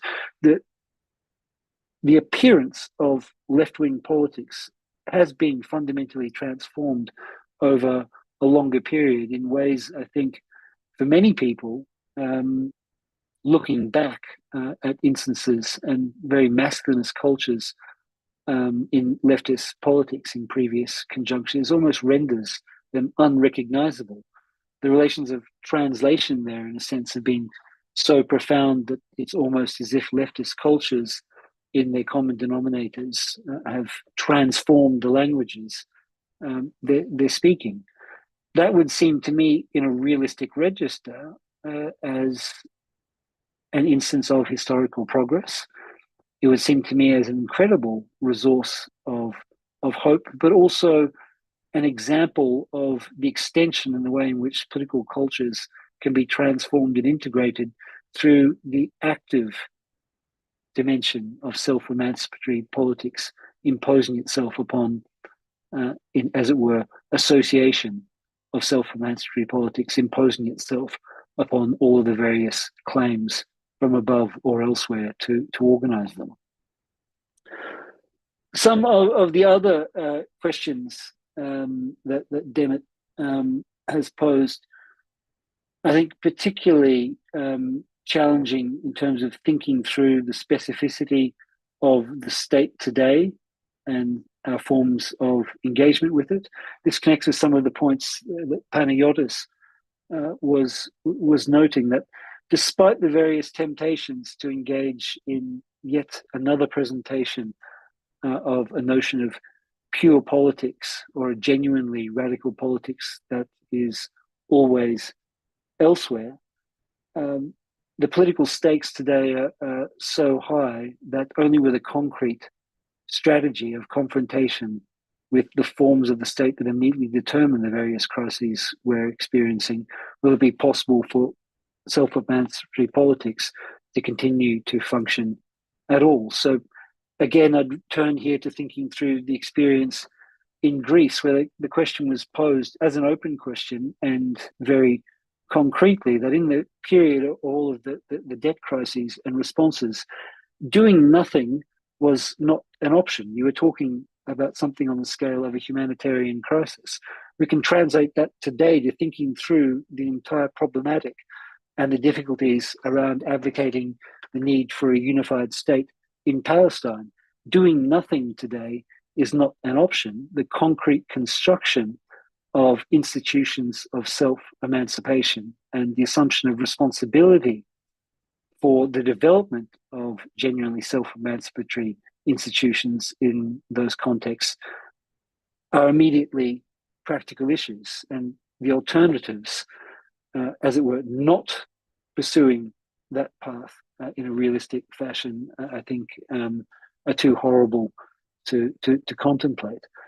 So there are important ways in which I think increasingly these issues are becoming more and more concrete. But I emphasize this, they're becoming more and more concrete, not just because the world is falling apart and the various crises that beset us, they're also becoming more concrete because of the incredible growth across generations and throughout a myriad of learning processes of movements of emancipation that are continuing to mushroom almost, as it were, in all sorts of different terrains and learn from each other and cross-fertilize, and developing also significantly, as we're seeing in current struggles around solidarity for the Palestinian cause on an international terrain, with very significant reverberations in a whole series of nation states. I think also then to move on to some of the points that Paul raised, because they in a sense bring in sort of the takeaway from this discussion, or when Paul posed the question of how to shift things along in contemporary politics, shift things from a pessimism of the intellect to an optimism of the will. This, I think, is an important area where those of us with long histories of militancy and theoretical reflection in left-wing cultures maybe need to pause and think through this not as a theoretical problem in itself, but as a problem, as Demet highlighted, of the production of the coherence of an identity of theory and practice. This type of work of shifting things along, I think, is already occurring in so many different forms as various different movements, organized perhaps in the first instance around struggles in workplaces, around issues of gender or sexuality, anti-racist struggles, ecological crises, whatever they may have been, are continually intersecting and cross-fertilizing each other. And the instances of solidarity that have emerged, particularly in the crisis-ridden period of the last year or so, I think provide genuine cause, again, I'd emphasize, for a realistic rather than optimistic assessment of the current conjuncture. So things are, in a sense, already being shifted along by the vibrancy and the creativity of these movements. And I think the work of those, such as ourselves, working in various theoretical registers in different educational institutions, and other areas of text production is really one of attending to the creativity that's already occurring in those movements and attempt to find ways to open up points of clarification or comprehension or communication, or as I've used to frame the entire book, of translation between those registers in order to enable those processes of associative self-emancipation to continue to grow in strength and vibrancy. But I might leave things there for the moment and hand back to you, Paul.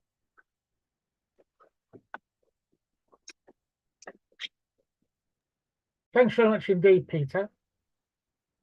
Okay, we have some questions. Lightning Rod Jackson, and that's a YouTube pseudonym, interestingly enough, has two questions. Could you explain further what separates the spirit of scission in Gramsci from the notion of purity in contemporary radical politics? And to what extent is some form of contrapuntal analysis helpful in reading together the duality that you discussed at the heart of dual power?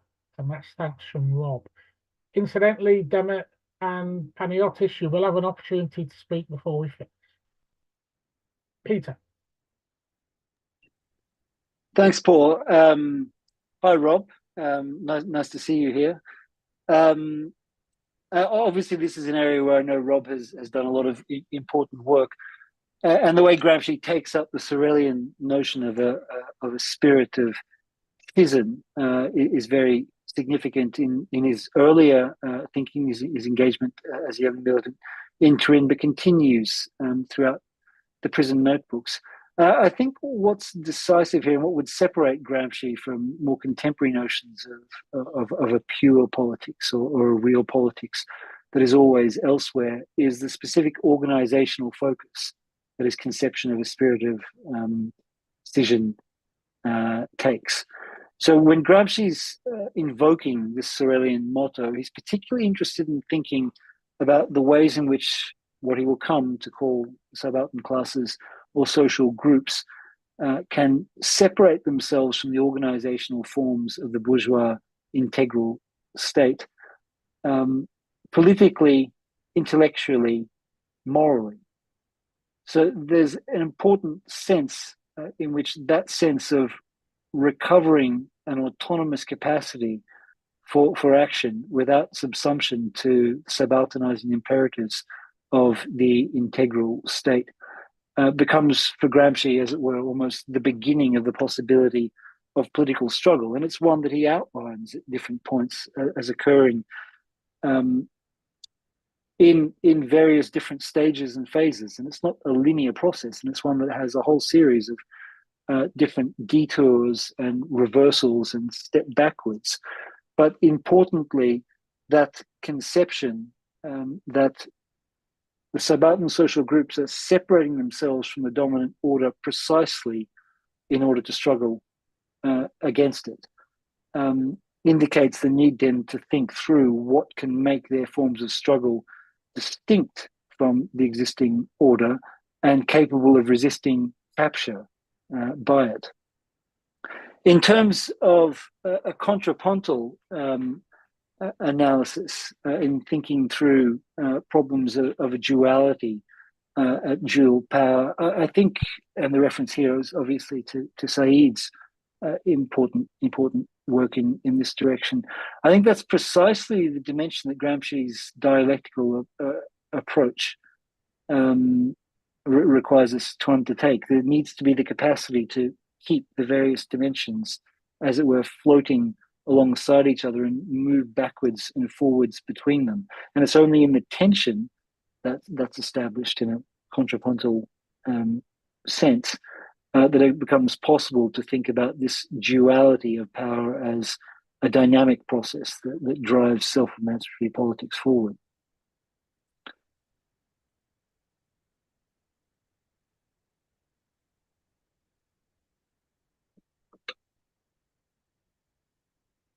Back to you, Paul. Okay, Peter, thank you. Panagiotis, would you like to come back on anything Peter said, as he did actually directly Well, address I you? think, yeah, I think there are 2 points. I think they're really important in discussing. I think that I didn't mention this when I spoke. The whole question of dual power is really, really important, and in a certain way, I might say that, oh, Peter directly or indirectly is criticizing some of my more wishful thinking around the subject of dual power, especially the notion of a permanent dual power. And I think this is an important point. There is, and I'm not saying it only in a philological sense, how in the Leninist tradition, dual power is a very specific moment, is a phase, is a description of particular conjuncture, but also that in the end, although we can understand the usefulness of a permanent dual power, we can understand both the transformative dynamics, both the counter power dynamics involved in this sense, or the experimentation dynamics, unless all these are blended, let's say, in the exercise of a political power of a new type, which also means a state or a non-state, or a state that is a non-state of a new type, then we are always in danger. Dual power institutions are by definition more fragile, however important they are at the same time. And I think this is a very, very open question. But I mean, because it points to, in the end, it points exactly to the very idea of what it means a workers' democracy or a proletarian or subaltern democracy. What kind of incorporation of counter power and dual power dynamics you do want in a new political constitution. But this, of course, is a very open question. But I think the points raised in the book by Peter are really relevant. But what I would like more to stress, and I really appreciate in Peter's book, is this notion of realism. This opposition between, let's say, the idealism of the quest for pure politics and the need for a realism. And I'm not saying that, and I'm saying it's important because, okay, one might say, come on, this is commonsensical. Yeah, we should live outside the idealism and get more practical about politics, or get more real about politics. And we all know that this can also be the royal road towards reformism or defeat. I'm saying, I think that the kind of realism that Peter associates with Gramsci and reads through in the book is something else. It's the realism, is audacity as realism. I would describe it in this sense. It's the need that you cannot avoid engaging, that you can never not engage with the question in hand. And it's the realism, which indeed is a Machiavellian realism, that not only you cannot not engage, but also you should always engage and transform at the same time. So to give, for example, the question facing, let's say, a country in an acute social crisis like Greece, okay, where there was a moment when, I mean, the condensation of the social and political dynamics of a hegemonic crisis, or the closest one could think to hegemonic crisis, created a situation where indeed the open question was about governmental power, not perhaps political power in the strong sense, but at least governmental power. That the only way out of a disaster was, you know, a different government. So the pure politics approach to that, would have been okay, yes, it would have been a yes, but approach. Yes, you're right, but we don't have the conditions, we cannot engage, we don't have the answers. We will be defeated. Why not wait for a better situation? And, you know, currently we have the worst possible government leading with the biggest conceivable electoral margin imaginable. To give an example, So at that point in the Greek conjecture, realism in the Gramscian sense would have been actually engaged with the question of what it means to have a left-wing government, but at the same time, maintain that this is a transformative practice, maintain that this is a ruptural practice, challenge Syriza or whatever other propositions there were at the moment, not by saying, oh, come on, you cannot do it, but suggesting how it could be done, or mobilize social forces in that direction, and actually try to think through, even without having any luxury of time to think, but again, still think what it means to engage with an acute question and try to change the terms of the terrain. And I think this is the kind of realism we need, which is very, very obvious in the way also Gramsci treated the questions that were in hand. And see, for example, the way Gramsci treated the constituent and the question of the constituent assembly. It was not an avoiding of the question, it was a way to go through it in terms of anti-fascist struggle. And I think this is, and I think we need this kind of, aggressive realism today. And again, I'm not saying it in the sense of being more practical about politics, but being more, let's say, real about politics, not avoiding the questions that are in front of us, and at the same time, not being subordinate to the answers that seem obvious. I think this is a dialectic of revolutionary politics, not a real politics. It's not, never avoid the question, never take the answer that seems more obvious as granted. Engage and change at the same time, change the terms of the question. And I think this is something that is very important. But on the but to be able to do this, and it's obvious that any hegemonic politics is also politics that has to deal with the unexpected. It's both longue durée and politics of the moment. It's both war of movement and war of position. And I think that then I don't think that these are tactical propositions. This should be more thought of as, let's say, tensions running any sense of politics. And I think that there's a lot to learn of how Gramsci points in the modern prints as a way to, prepare for the unexpected. Prepare being even slightly better equipped when the moment comes, which will never pre-announce itself. And this is also, and as I already mentioned, Peter points to this, this is something that is not simply about preparing, because sometimes you can prepare this in the laboratory sense, but in the negative term of the laboratory. The laboratory that is detached from any reality, that is enclosed. So we don't know this kind of a laboratory of politics. It's rather like this pedagogical conception of the modern prince. It's rather like a line running through all of our practices. It's how we conceive every smaller or bigger political step or gesture we are making. It's how we think of every struggle we engage to and how we avoid any instrumentalist conception of the struggles we engage, because in many instances you see struggles being for strategy the background noise. No, struggles are not the background noise to grand strategy. They are the terrain where it is actually tested, produced, expanded, transformed, rewritten.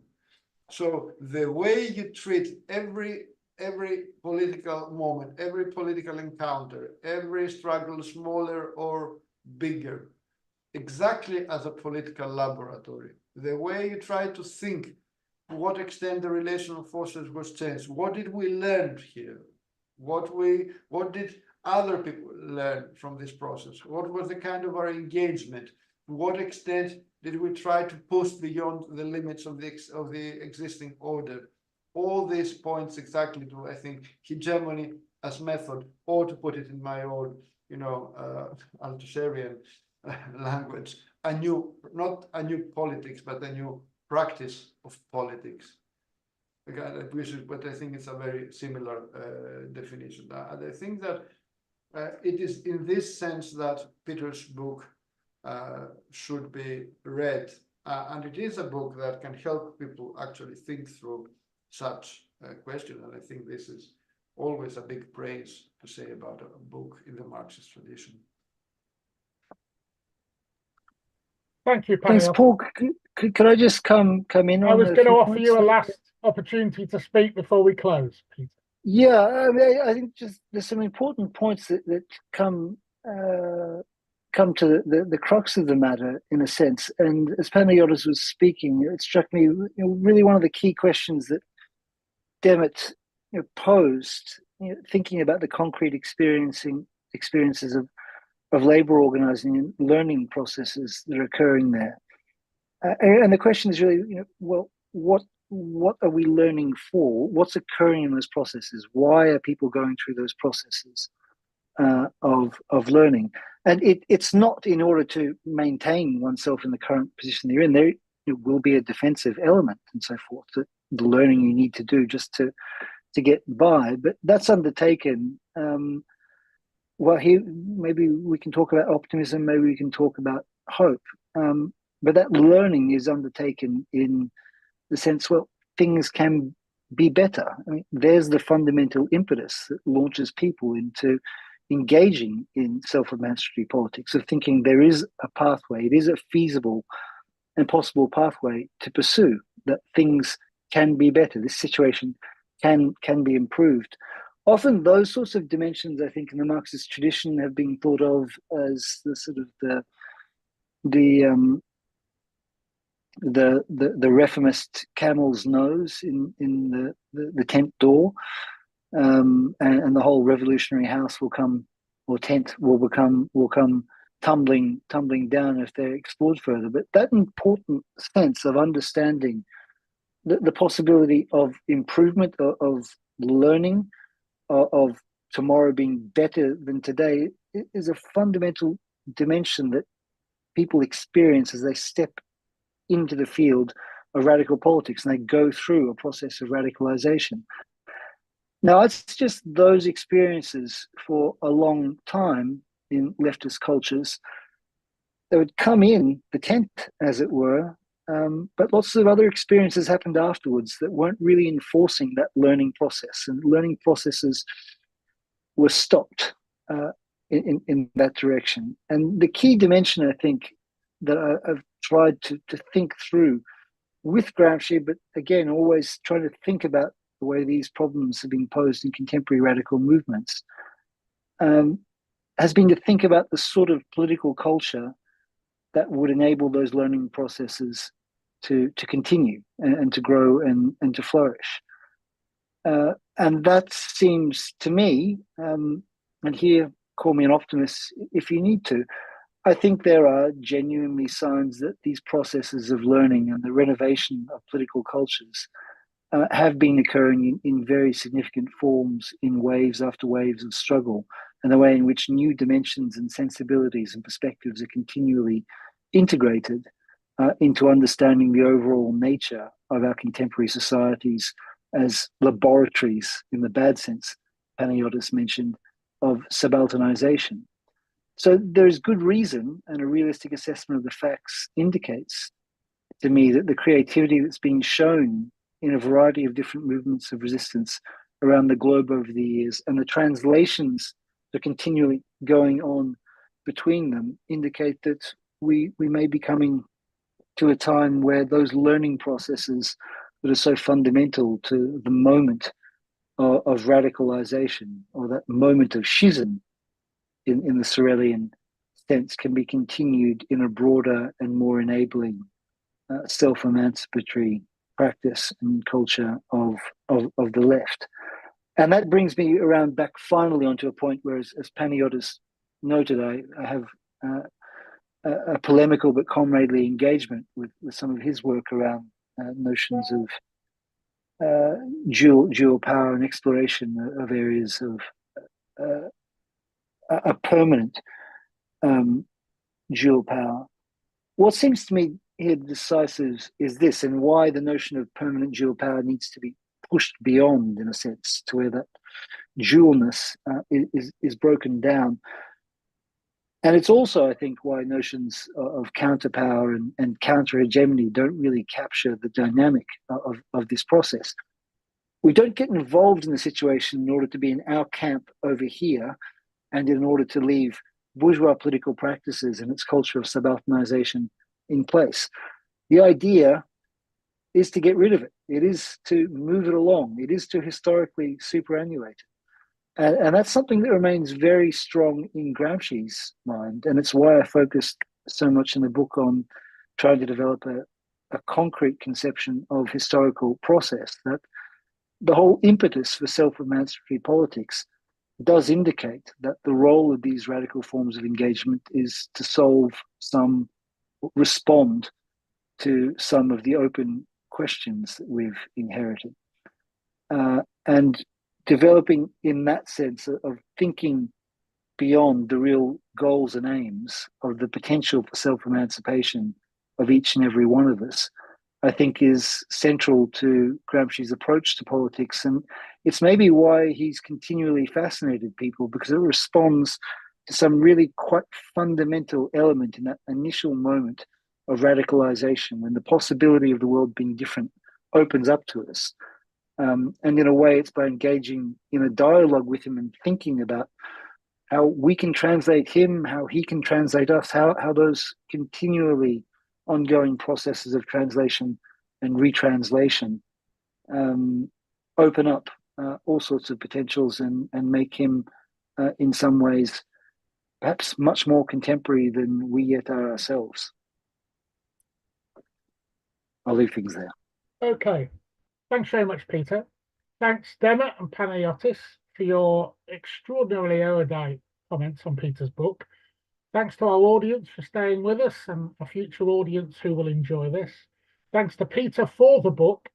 You'll note Peter did publish this with OUP and not with historical materialism books. Can I just reassure everyone that the HM pain sticks were used on Peter late last year and he still suffered? I also think Peter mentioned tents and camels. It reminds me of my favorite exploration of the relationship between optimism and pessimism, which is the old Arabic saying, trust in Allah, but tie up your camel. Thanks very much indeed. HM Broadcasts host the Marxism and Disability Network and Historical Materialism, Sexuality and Political Economy broadcast on a monthly basis. The next HM Spend one is David Alderson on Beyond Subcultures. We're also delighted to be hosting 2 consecutive weeks, March 1st and 8th, Patrick Murray and Jean Schuler on their books, and they'll be excellent intellectual occasions. And of course, we also on Haymarket YouTube have our book launches, and our book launches coming up in the next few weeks are State, Society and Revolution in 18th Century France by Stephen Miller. And we hope that you'll actually engage with that channel and with this one. Thanks very much and good evening.